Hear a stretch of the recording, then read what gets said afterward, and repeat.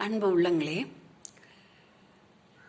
அம்மாமார்களை பிள்ளைகளுக்கு தமிழ் சொல்லிக் கொடுங்கன்னு சொல்லியிருந்தேன். இப்போ கற்றுக்கொண்டு இருக்கிறார்களா? சொல்லிக் கொடுத்து கொண்டு இருக்கிறீர்களா? தமிழ் எவ்வளவு இனிமையானது தெரியுமா? கண்ணன் என்றால் க இன் ந இன் கண்ணன். கண்ணன் என்பது கிருஷ்ணனை குறிக்கும். கிருஷ்ணா, கண்ணன், கிருஷ்ணா.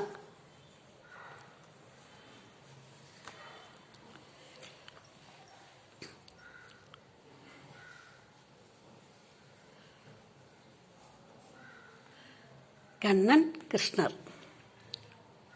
இதே இதில் கண்ணன் இது எப்படி சொல்லணும்? அழுத்தி சொல்லணும். கண்ணன். இதை டன்னகரம் சொல்லலாம். தன்னகரம் டன்னகரம் சொல்லுவாங்க.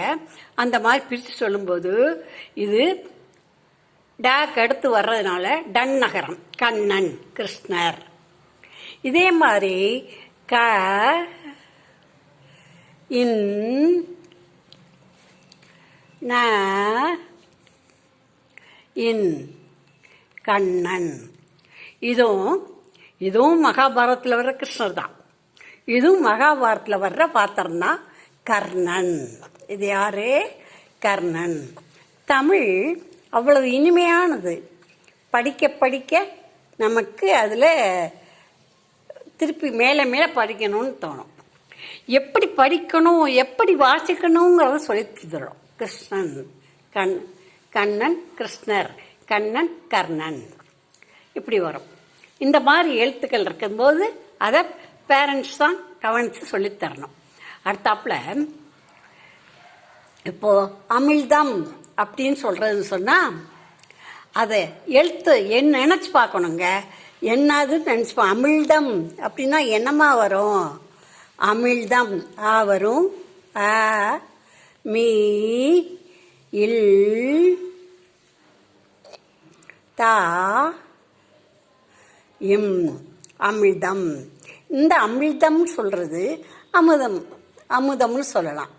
அமுதம், அமுத மொழிகள். அமுதம், அமுதம்னா இனிமை. அமுதம், அமுதம்னா இனிமை, இனிமையானது அமுதம். இதே மாதிரி ஏதாவது இப்போ என்ன சொல்லணும்னு நினைக்கிறோமோ, என்ன எழுதணும்னு நினைக்கிறோமோ, அதை முதல்ல அதனுடைய எழுத்துக்களை நினச்சி பார்க்கணும். நம்ம மனசுக்குள்ளே என்னென்ன எழுத்து நினச்சி பார்க்கணும் அப்படின்னு சொல்லணும். இப்போ பால தண்டாயுதம் அப்படின்னு எழுதணும்னு வச்சுக்கிடுவோம். என்ன செய்யணும்? பா வரும். முதல்ல பா வரும். பால முனி நாக்கில் சொல்கிறாங்க, அதனால குண்டுல வரும். தண்டாயுதம் த இண்டு. இந்த தண்டாயுதம்ங்கிற எழுத்துல இந்த இந்தம் வரும். ஏன்னு சொன்னால் கொஞ்சம் அழுத்து சொல்கிறாங்க. பால தண்டாயுதம் த இண்டா யு த இம். இதை எப்படி நினச்சி பார்த்தீங்க? எப்படி நினச்சி பார்க்கணும்? பா என்ன வருது? பாலதண்டாயுதம் எழுதுப்பா அப்படின்னு சொல்லிட்டா நினச்சி பார்க்கலாம். நீங்கள் தப்பு விடுறதா இருந்தால் இந்த ல இன்னில் தான் தப்பு விடுவீங்க. அதை அவங்க எப்படி உச்சரிக்கிறாங்கன்னு பார்க்கணும். பால தண்டாயுதம் அப்படின்னா இல்லை முனி நாட்டில் உச்சரிக்கிறாங்க. தன் அப்படிங்கும்போது தண்டாயுதம்ங்கும்போது அழுத்தி உச்சரிக்கிறாங்க. அப்போ பால தண்டாயுதம். அதை நினச்சி பார்க்கணும். பா ல த இன் டா என்ன எழுத்துவது? அப்புறம் யு தா இம். பால தண்டாயுதம். இப்படி நினச்சி பார்க்கணும். கிருஷ்ணவேணி. அப்போ கிருஷ்ணவேணி, கிருஷ்ணருக்கு இந்த மாதிரி தான் வந்திருக்கு. எந்த வடமொழி எழுத்து, அது தமிழ் எழுத்துக்கள்ல இல்லை. ஆனாலும் நாம் இந்த வடமொழி எழுத்துக்களும் தமிழ் எழுத்துக்களும் சிவபெருமானுக்கு 2 கண்களை போன்றது. அதனால வடமொழி எழுத்துக்களையும் சரி ஹிந்தியையும் சரி நம்ம ஒதுக்கக்கூடாது. அதையும் தெரிஞ்சால் படிச்சுக்கிறது தான் வேணும். படிச்சுக்கிறணும். ஏன்னு சொன்னால் வட இந்தியா போனாலாம் ஹிந்தி தெரியாமல் பெரிய கஷ்டப்பட்டோம். அந்த மாதிரி கஷ்டப்படாமல் நம்ம இருக்கணும்னா ஹிந்தியும் படிச்சு தான் ஆகணும். ஏன்னா இந்தியாவில் பெருவாரியான மொழி ஹிந்தி இல்லையா? இது கிருஷ்ணவேணி. வாழத்தண்டாயுதம்ங்கிறது ஒரு பேர். இது கிருஷ்ணவேணி அப்படின்னு சொன்னால் என்னென்ன எழுத்து வரும்னு யோசிக்கணும். கி ரு இஸ் ந வே நீ, கிருஷ்ணவேணி. அதே மாதிரி என்ன வேறு ஏதாவது சொல்லுங்களேன். நீங்களே சொன்னால் கூட நான் எழுதி பார்த்து காட்டுறேன். இல்லை நீங்களே எழுதி பாருங்கள். காகம் எழுதுகிறோம். எப்படி எழுதணும் நினச்சி பார்க்கணும். முதல்ல சின்ன சின்ன வார்த்தைகளாக எழுதி பாருங்கள், அதுக்கப்புறம் பெரிய வார்த்தைகள். காகம். அப்போ கா க இம், காகம். காகம். இந்த காகத்தை காக்கை அப்படின்னு சொல்லுவாங்க. காக்கை சிறகினிலே பாரதியார் பாடியிருக்கார் இல்லையா? கா. அப்போ அதை எப்படி எழுதணும்? கா காக்கை அப்படின்னா கா இக் கை, காக்கை.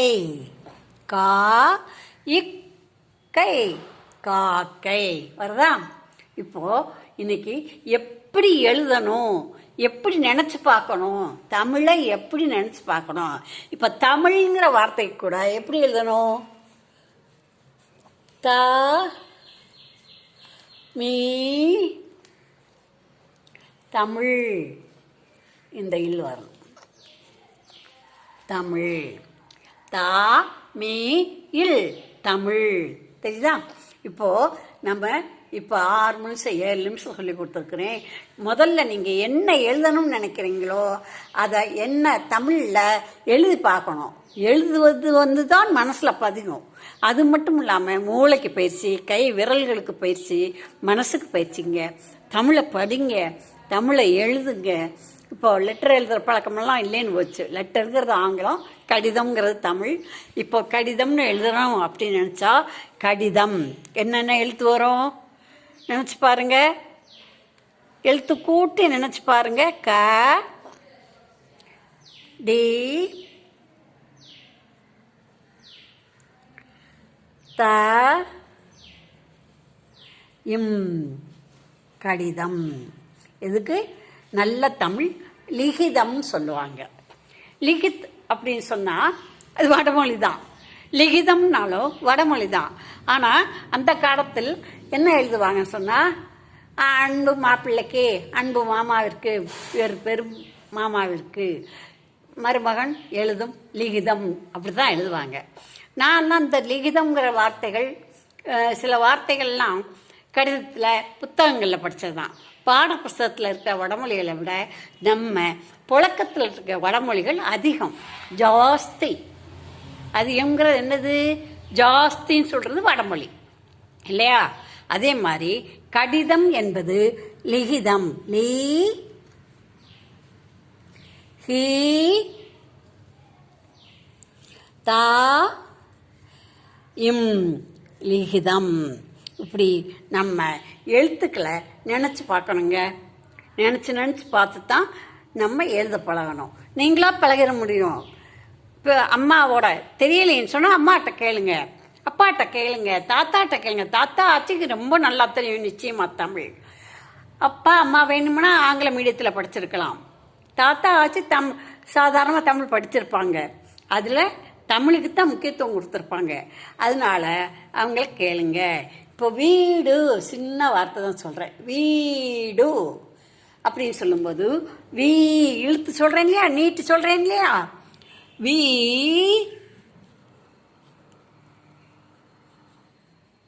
சுழிக்கணும். வீடு, வீடு. வீடுங்கிறது நம்ம வீடு. அதை நல்ல தமிழில், அது இன்னொரு தமிழ் வார்த்தையில் எத்தனையோ இருக்குது. வீடுங்கிறதுக்கு இல்லம். இந்த இல்லம்,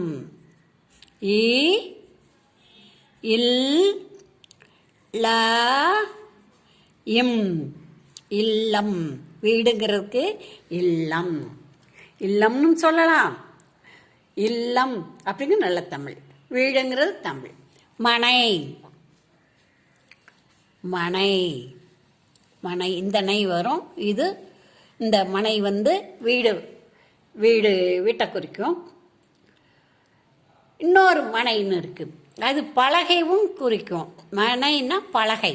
இந்த மனை வந்து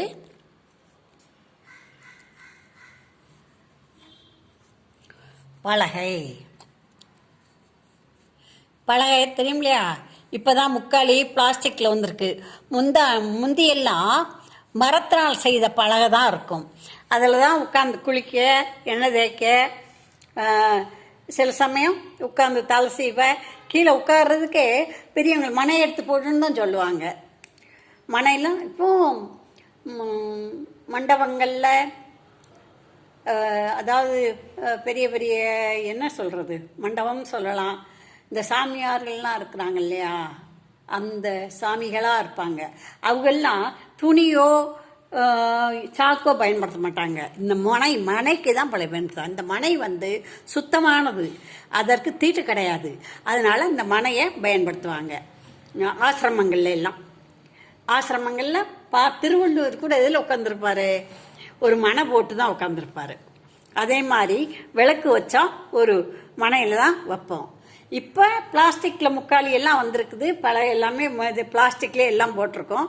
இருந்தாலும் கூட அந்த பிளாஸ்டிக்கை விட மனையின் அருமை, மருத்துவத்தன்மை முகிந்தது பலகை.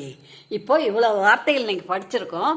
இதே மாதிரி வீட்டில் சொல்ல கேட்டு நீங்கள் சும்மா இருக்கும்போதெல்லாம் தமிழை படிங்க, ஒரு ஆர்வம் உங்களுக்கே வரும். அப்போ கண்டதை கற்றவன் பண்டிதனாவான். என்னென்ன புஸ்தகம் வருதோ, பேப்பர் வருதோ, அதெல்லாம் எழுத்து கூட்டி படித்து பாருங்கள். தெரியாத எழுத்த பெரியவங்ககிட்ட கேளுங்க. கேட்டு கேட்டு படித்து நல்லதொரு தமிழ் மொழியை, இறைவனுக்கு உகந்த மொழியை நாமும் கற்றுக்கொள்வோம். தமிழன் என்று சொல்லடா, தலை நிமிர்ந்து நில்லடா சொல்லுவாங்க இல்லையா? வணக்கம், நன்றி. படிப்பீங்கன்னு நினைக்கிறேன். என்னால் ஒரு 5 பேர் படிச்சிருந்தாலும் கூட எனக்கு சந்தோஷமாக இருக்கும். இதை பிடிச்சவங்க லைக் போடுங்க, சப்ஸ்கிரைப் பண்ணுங்க. தொடர்ந்து வரும்.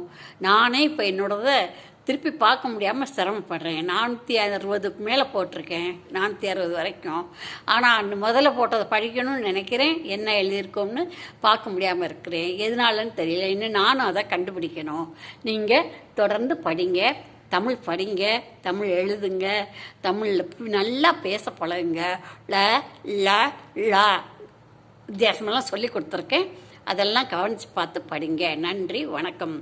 நீங்கள் படிக்கும்போது அம்மாட்ட கேளுங்க. பெற்றோர் குழந்தைகளுக்கு தமிழ் சொல்லிக் கொடுங்கள், தமிழ் கற்றுக் கொடுங்கள். நன்றி, வணக்கம்.